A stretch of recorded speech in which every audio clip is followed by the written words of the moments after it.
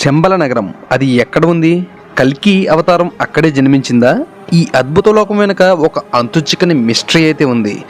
ఇతిహాసాల్లో దాగిన ఒక రహస్య ప్రదేశం శంబల నగరం.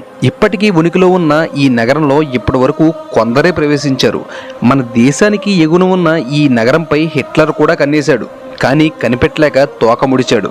ఇంతకీ ఈ శంబల నగరం ఎక్కడుంది? ఆ నగరం రహస్యం ఏమిటో ఇప్పుడు తెలుసుకుందాం. మన అఖండ భారతదేశం ఎన్నో అద్భుతాలకు నెలవు. ముఖ్యంగా ఉత్తరాన ఉన్న హిమగిరులు మన దైవంగా భావిస్తాం. భారతీయులు ఎంతో పవిత్రంగా భావించే గంగానది పుట్టింది కూడా అక్కడే. ఆ పరమశివుడు కొలువైన కైలాస పర్వతం మన దేశం పరిధిలో లేకున్నా ఎంతోమంది భారతీయులు ఆ పరమేశ్వరుడి దర్శనం కోసం అక్కడికి వెళ్తూ ఉంటారు.